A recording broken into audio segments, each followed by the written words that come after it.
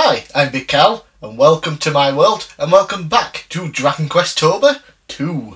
Today is the final video of Dragon Questober II, and like last year when I looked at Dragon Warrior / Dragon Quest I, I'm going to be looking at Dragon Warrior / Dragon Quest II. Only seems fitting, really.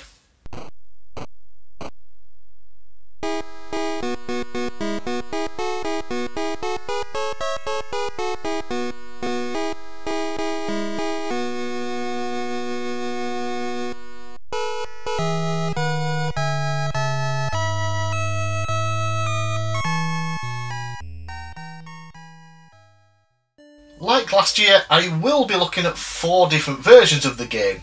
The original release on the NES, the Super Famicom release using an English translation, the Game Boy Color release, and the Nintendo Switch release. However, because a lot of the changes, improvements, differences, etc.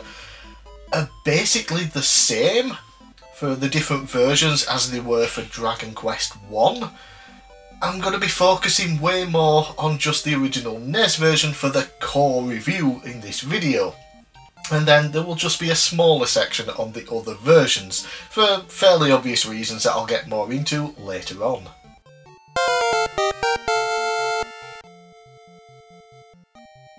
Hopefully you remember where the story left off at Dragon Quest I's ending. You, the prince, turned down the opportunity to become the king of Alefgard and instead left with the princess to create your own kingdom. 100 years later is when this game is set, and you didn't just create one kingdom, but 3, and 3 of your descendants are currently ruling over them. These kingdoms are Moonbrook, Cannock and Maidenhall. The game begins with a cutscene, or what counts as one for the time, showing the king and princess of Moonbrook relaxing in the castle until demons show up and begin to kill everyone. The king sacrifices himself to allow his daughter to escape through a secret tunnel, while a single soldier is able to escape and make his way to Maidenhall in order to tell the king there what is happening. An evil sorcerer named Hargon is trying to bring back his master, Malroth, and of course it is up to the descendants of Erdrick to stop him. Which brings us to the main player, you, the Prince of Maidenhall. After hearing what the soldier had to say to your father, the king, you now set off on a journey to recruit your 2 cousins from the other kingdoms and defeat the great evil.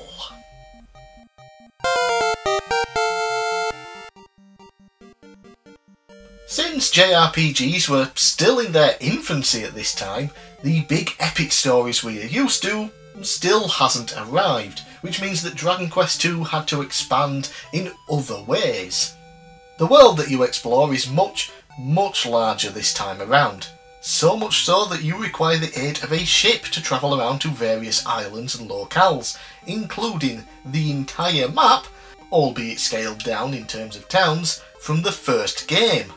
The sense of wonder and excitement you got before is nothing compared to this game, especially the first time you board your ship and are free to explore the world in just about any order you wish, making it a true open world game all the way back in 1987. Of course, the game will try and prevent you from accessing certain areas too early by having monsters way above your level guarding them. Yeah, you'll have to level up, get some new weapons and armour before you can access these particular areas. Or if you want to roll the dice and have a chance at winning the battle through sheer luck, go ahead. So, accompanying you on this journey are 2 other party members, bringing it to a total of 3, which is a first for Dragon Quest and potentially JRPGs, as Final Fantasy wouldn't come out for another year after this game. While classes aren't technically a thing yet, each party member does have their own use in battle. The Prince of Maidenhall, aka the player, is a strong fighter that can take a hit, but has no magical abilities. The Prince of Cannock is something of an all-rounder with the ability to hit fairly hard and use some decently powerful magic attacks. The Princess of Moonbrook is weak with a weapon, but can obliterate enemies with powerful spells. Having 3 party members might make you think that battling monsters will be easier, but now enemies can have party members fight alongside them too, rather than just a single monster at a time. However, in what I can only assume is a way to free up space on the cartridge for the rest of the game being so much larger in scale, the battles are no longer as visually exciting as before. In Dragon Quest, when you entered a battle, the screen would pause wherever you are, and on top of that would be a battle screen with the monster sprite and a little background image depending on the terrain you were fighting on. Dragon Quest II simply takes you to an all-black screen with just the monster sprites and nothing more. A little disappointing to be sure, but being able to have more enemies during battles and 2 more party members makes up for it in my opinion. With all 3 party members available, the real journey begins. You will have to scour this large open world for the 5 crests: Star, Moon, Fire, Water and Life. You will have to collect all 5 of these in order to obtain the Charm of Rubis, which is essential for defeating evil. While NPCs will give you hints on where to go and where these items are, and it is a lot better than what the first game did, first time players, and even for me second time playing this game, you're probably going to have to consult a guide. Yeah, the big open world, you don't have a world map and you can easily get lost. Once you have all of the necessary items, it's time to visit Hargon's castle and take him down. Everything up to this point might as well be considered easy, because things step up a whole bunch. First, you must venture inside the cave to Roan, which has pitfalls and mazes to confuse the hell out of you. Once you figure out exactly where to go, it's actually a breeze to get through, but it's the figuring out part that can take a good while. Outside of the cave is the Land of Roan, featuring some of the toughest monsters in the game. The short hike from the cave exit to the shrine can feel like an eternity, but it's worth it because the shrine will restore your health and mana in full for free, and allow you to save, as well as giving you a portal outside of Roan, which can come in handy if you missed an item, like I did first time, or you want to buy something. If you're anything like me, you're going to be spending a lot of time near this shrine. Why? Because, well, you're going to want to level up for the final boss fight, obviously, but also because you are going to get utterly destroyed. Multiple times. And you'll have to go to the shrine to heal up. You see, the enemies here, while being incredibly tough, are very frustrating as well because they have an attack known as Defeat. And Defeat, which one of your characters can learn as well, has a chance to insta-kill everything. And unfortunately, it seems to work a little bit better for the monsters than it does for you. So you could go into a battle with a couple of enemies that you think you can easily defeat, and bam! Dead. And there's also one particular monster that can use an attack known as Sacrifice, where it kills off your entire team and itself. Yeah, that's always fun.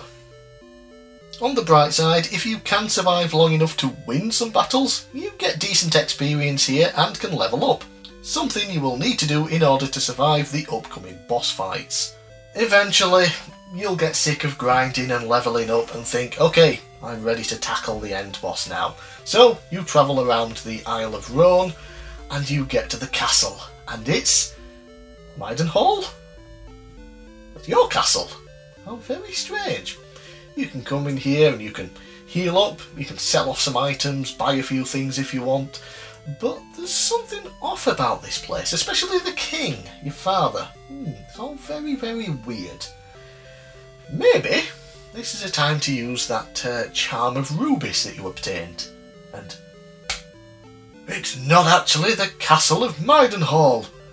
Yes, it is of course an illusion created by Hargon.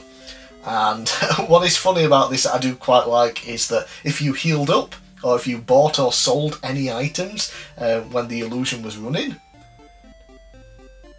wiped out, gone. You're no longer healed, you don't have any items you bought, you've still got the items that you sold off. So that's just a really nice feature. So there's a little bit of a puzzle element here to figuring out where to go next, which can be a pain. But you can sort of figure things out. It's like, okay, that looks like an interesting spot. Can I do something here? You can get by without a guide for that particular point, though some people may still need to look one up. Anyway, once you've got through that, you'll find some hidden stairs that will take you to the real castle, and here you have to climb up a bunch of levels. And there are 3 sort of guardians, I think they're known as, at the end of certain stairways, though the game doesn't really inform you that these are guardians or important bosses or anything. You just sort of figure that out when you die a few times and realise, hey, I get the same fight on the exact same point right near the stairs every time. And you also can't escape. Yeah, so you battle your giant Atlas and things like that. And these can be very tough battles, but get through them, because even if you die, you'll just go back to the shrine. It's a bit of a trek to go back round, but you won't have to fight them again, which is a godsend. And also, when you die, obviously you lose half of your gold. JRPG standard these days. But what's great about this point in time is that you're at the end of the game. Money doesn't matter. You don't need that gold for anything. So die as much as you want. You return to the shrine, heal up, everything will be fine. You can go back, try and level up some more if you need be. Doesn't matter if you die, trust me. I did it a hell of a lot. Yeah. So you beat all the guardians, you've climbed all the stairs, and there he is, Hargon. Oh boy, this is a tough battle. Very tough. He likes to use an attack called Exploded. Explodet. It's a funny spelling, it's really weird. But yeah, basically, he explodes and hits everyone. And he does a lot of damage. And he can also heal himself, which is a massive pain in the arse. But yeah, eventually, keep healing, keep attacking, you'll defeat him. And the game is over, evil has been defeated, all is well in the world. Except it's not! Because of course his master Malroth has to appear, because he could show up at any time, I guess. I don't know. Did Hargon's death summon Malroth? Not really clear on that. But yeah, we have, of course, another surprise boss battle. Basically, it might as well be a second form. Yeah, this guy's even tougher. Have fun with that. Difficulty really, really does ramp up for these boss fights. Very difficult. But you can, of course, eventually defeat Malroth. And all truly is well in the world. You can travel around the world talking to NPCs and things like that now that you've defeated the evil. Fun times, but of course the main thing to do is to go back to your home, the castle of Maidenhall, and there the king will offer to relinquish his throne and give it to you. And unlike the first game, you say yes, and you become the new king of Maidenhall. And that ends Dragon Quest II.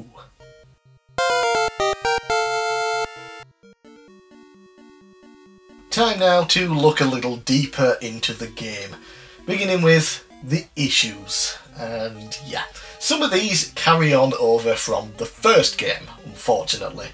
So I'll not talk about those quite as much, and I'll go into a little bit more detail on some of the new things. So firstly, grinding. Yeah, it's still just as bad here. If anything, it's probably worse because you now have more enemies to battle at a time, and even with 3 party members it can sometimes be a slog. And of course you get bugger all experience points and bugger all gold per battle. So much so that even during the final part of the game, when you're in Hargon's castle, you can find metal babbles, I think they're called. They're basically what would become liquid metal slimes. In modern games they give a ton of experience. It doesn't matter what level you are, you battle one of those and odds are you're going to level up a few times. Here, no, you maybe get 1,000 experience points. And at that point in the game, you're looking at maybe 20 to 30,000 just to level up. So it just isn't even worth fighting them, to be honest, because they can be a bit of a pain in the arse. So yeah, and then of course you have 3 characters to level up. Not only that, but when you meet the other 2 party members, they start at level 1. So you might be level 5, meet the next character, level 1. Have to start from scratch building them up, going into battle, making sure they don't die so they get experience to level up. And then of course you get to the 3rd party member, level 1 again, So the third party member, the princess of Moonbrook, I think it is, she was always like 6 levels or something behind my main character. So yeah, and the fact that she was pretty weak as well, other than with spells, not really good. They didn't do a good job with that, but yeah, grinding, terrible still. Items and item management. Yep. Again, you would think 3 party members, you're going to have tons of space in your inventory, right? No, it actually feels like you have less now. Each character has less than what the main character had in Dragon Quest I. And not only that, but things like herbs, the healing items, no longer stack. You could at least stack up 6 of them in one slot in the previous game. Here, nope, individually. And there are so much more key items that you need to get. There's the 5 crests, there's the Eye of Malroth, I believe it is, the Charm of Rubis, then there are 3 different keys, and you need at least 2 of them for the end part of the game. So you've just got to carry around all that stuff. Then you've got, of course, your weapons and your armours and your shields that take up space. There's just room for nothing else. It is atrocious. Difficulty. This one is new. The first Dragon Quest, overall, not that hard. Bits here and there you might struggle to figure out exactly where to go, but the game is, you know, much more smaller and more condensed, and you can often figure out where to go because there's not that many different locations. Yeah, here the map is considerably larger. Like I said, you have the map from the original game in a small corner of this world map. So you've got all these different locations, you're going around by boat. Half the time you don't know where the hell you're going. You get in a boat, you have to go around a little bit of land or something, and you've completely lost the direction you were originally going in. You'll get to a town thinking that's where you're supposed to go. It turns out that's the town for later and you can't really do anything there. Yeah, so odds are you're going to have to look up a guide multiple times during this game, unless you've played it a billion times and know exactly what to do all of the time. Battling, of course, is another big difficulty spike here. Like I said, you have multiple enemies, which can be a pain, and even the party members can be a bit of a detriment because, you know, they have different strengths and weaknesses, of course. The Princess of Moonbrook, again, she'll always be a lower level than everybody else because you get her later. And she's terrible with a weapon, so she has to rely on magic. Which sounds good, because they are powerful attacks. But I found that magic attacks 75% of the time, roughly, missed. And did no damage. So it was just utterly pointless. Just a pain. And then, of course, you have those enemies with the one-hit kills and the sacrifice attacks, and it's just, oh, just let it end. And of course, there's nowhere, you know, to heal up or anything like that outside of the shrine towards the end of the game, and, you know, inns in towns. While you're out, you know, wandering about, leveling up, or in dungeons, there's nothing for you. Yeah, so all of that combined just really, really adds to the difficulty, which makes the game way more frustrating than it needs to be.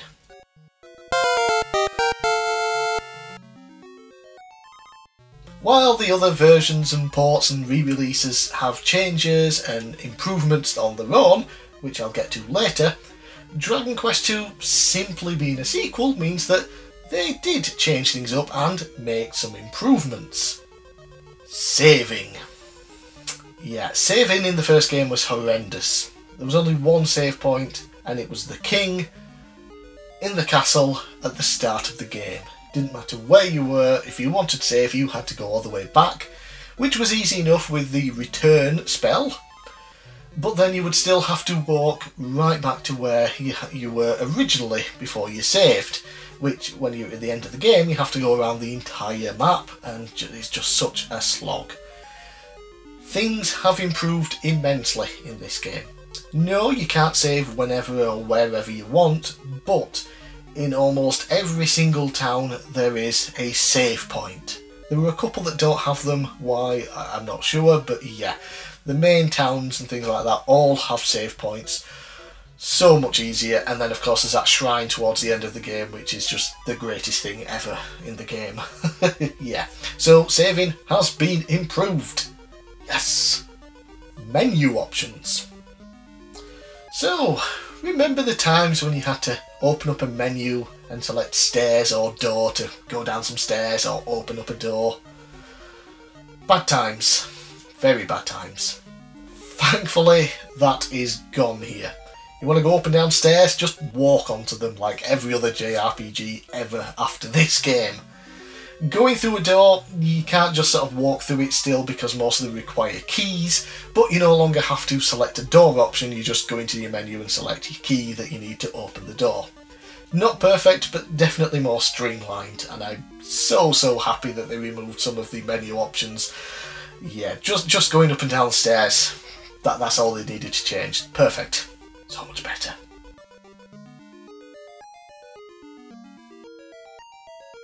This section of the video is basically a rehash of what I already said last year in my Dragon Quest I review. Check that video out here, link in the description as well. Seriously, check it out, it's worth it. So, I don't want to go into too much detail on a lot of these things, because I've talked about them before. But yeah, basically, stuff that I liked about the game. It's the same as the last time. The visuals, yeah, the NES, not the greatest, but I still like the look of the game. The audio is fantastic, you know, great soundtrack, and there are now even more tracks in this game, so yeah, more variety, and we don't have that awful battle theme either that really got on my nerves last time, so that's wonderful. And of course, Akira Toriyama's monster designs are back, and there are more of them, and they are still fantastic. Love them. And then there's the sense of wonder when you first play the game.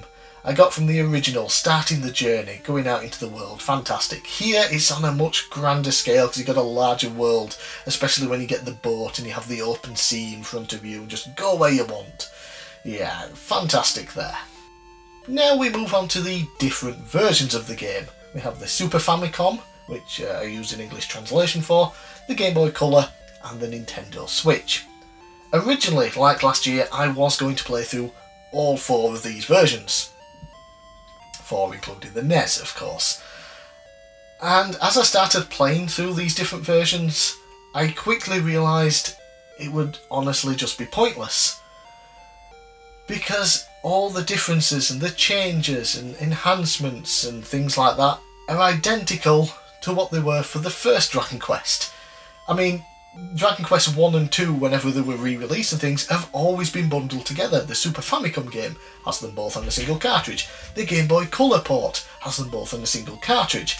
And then the Nintendo Switch has 1, 2 and 3 on a single cartridge if you get the physical edition. So it makes sense that everything would basically be the same in terms of improvements because they're just using the same engine, they've just, you know, made 2 games out of it and put them together sort of thing. You know, they're essentially the same game with a different story every time. That's kind of what I'm getting at, don't know if that makes any sense. So yeah, the visuals, they've always improved. Yep, the Super Famicom version looks wonderful, the Game Boy Color version looks great for the Game Boy, the Switch version, not the best, but I still kind of like it. But the Super Famicom version's the best there. The audio, of course, has improved on the Super Famicom, sounds decent on the Game Boy Color still, and the Switch version is phenomenal. Yeah. Experience points and gold doubles now in battles, making things a lot easier, removing the grinding issues. Saving, not improved that much overall.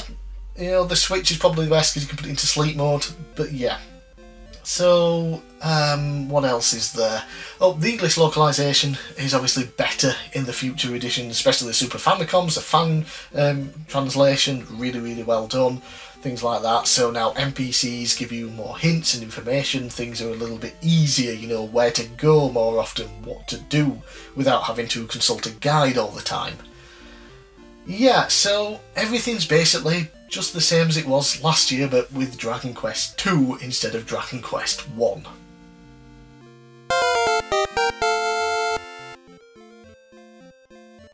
Well, I think that about covers it for everything that I wanted to talk about with Dragon Quest II. It's basically more of Dragon Quest 1. More party members, bigger world, more weapons and armour, more items, more monsters to battle. Just more of everything. And that's good and bad. Yeah, in a lot of ways. Like I said, the difficulty, there's more enemies, more ways to die, you have more grinding to do to level up more, the larger world can be a pain in the arse to navigate sometimes, but you still have more of the core Dragon Quest with the battle system and the basic story, and it has its charm to it. It's Dragon Quest, it's always going to have that particular Dragon Quest charm. So having more of what was fun about the first game here, a good thing and a bad thing, unfortunately. Overall, I was mostly enjoying my time with Dragon Quest II until I got to that end part in Rhone. And that's when things just took a nosedive for me, honestly. The difficulty spike, the constant dying, the insane boss battles. Yeah, I probably spent 6 or 7 hours on just that particular part of the game. Put it this way, it took me half the time to beat the original Dragon Quest on, the Super Famicom, the Game Boy and the Switch editions, compared to just that one section of this game in the NES version of Dragon Quest II. Insane. So yeah, that really, really marred my experience, unfortunately. So, Dragon Quest II.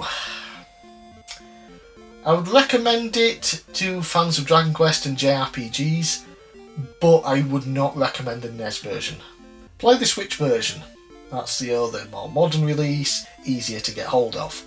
If you can, definitely go with the Super Famicom version as well, much better experience.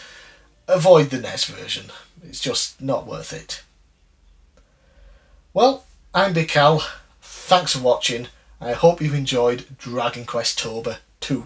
Plans are already underway for Dragon Questober III, so I hope you'll join me for that next year. But until then, I'm bigcal, thanks for watching, and I'll see you again next time.